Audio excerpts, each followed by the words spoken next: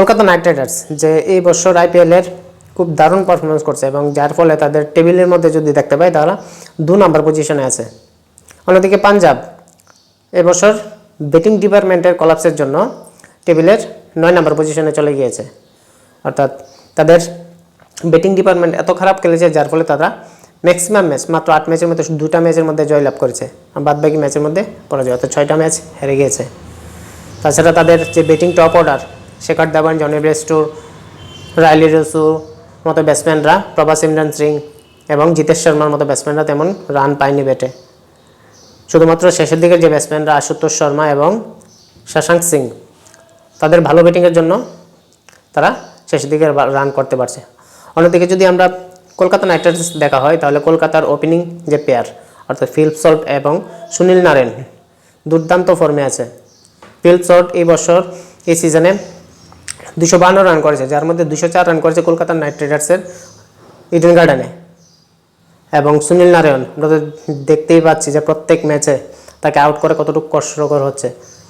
Strike rate 180 বা 200-র উপরে strike রেটে রান করতে পারছে। তো সেখানে কলকাতার এই ওপেনিং পেয়ারকে পাঞ্জাব আটকাতে পারে কিনা তা দেখার বিষয়। শুধু তাই নয়, কলকাতার ওপেনিং পেয়ার ছাড়া যে তাদের 3 নম্বর পজিশন 4, 5, 6, 7 অর্থাৎ মিডল অর্ডার পর্যন্ত প্রত্যেকেই ব্যাটে রান পাচ্ছে। ক্রিস রবিবংশী, তারপর শ্রেয়াস আইয়ার, আন্দ্রে রাসেল, রিঙ্কু সিংয়ের মতো ব্যাটাররা প্রত্যেকের ব্যাটে রান আছে। শেষের দিকে রিঙ্কু সিং, আন্দ্রে রাসেল দুর্দান্ত ব্যাট করছে এবং যার স্ট্রাইক রেট 16 থেকে 20 ওভারের মধ্যে 196-এর মতো থাকছে, প্রায় 200-র কাছাকাছি স্ট্রাইক রেট, যেটা খুব দারুণ একটা ব্যাপার কলকাতার ব্যাটিং ইউনিটের জন্য। অন্যদিকে কলকাতার যদি আমরা বোলিং ডিপার্টমেন্ট দেখি তাহলে তাদের যে পেস অ্যাটাক, ইয়াং পেসার হর্ষিত রানা অসাধারণ বল করছে। তারপর স্পিনার সুনীল নারায়ণ এবং বরুণ চক্রবর্তী খুব দারুণ বল করছে। অলরাউন্ডার আন্দ্রে রাসেল বোলিং করছে, উইকেট পাচ্ছে।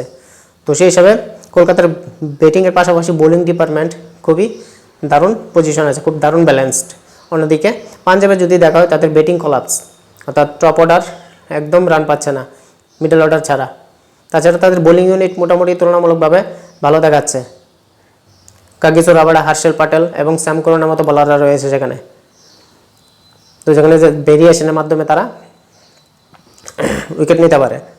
তো সেই হিসেবে আজকের খেলাটা আমরা দেখতে পাচ্ছি কলকাতার ব্যাটিং ডিপার্টমেন্ট বা ব্যাটিং ইউনিট ব্যাস পাঞ্জাবের গুড বোলিং ইউনিট। পাঞ্জাব যদি আজকে এই ম্যাচ হেরে যায় তাহলে প্লে অফের সম্ভাবনা থেকে হয়তো অলমোস্ট 99% আউট হয়ে যাবে, কেন তারা 8টা ম্যাচ অলরেডি খেলেছে, মাত্র 2টাতে জয়লাভ করেছে।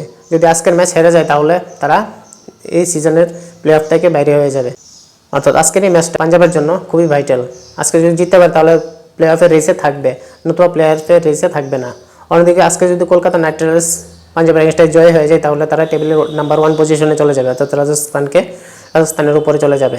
এবং আন্দ্রে রাসেল, যাকে আমরা গত বছর দেখতে পেলাম অফ কালার ছিল, অফ ফর্মে ছিল, 2 ওয়েস্ট ইন্ডিজ প্লেয়ার, কিন্তু এবার গৌতম গম্ভীর তাদেরকে ভালো গাইড করতে পেরেছে, যার ফলে আমরা তার রেজাল্ট এই সিজনে দেখতে পাচ্ছি।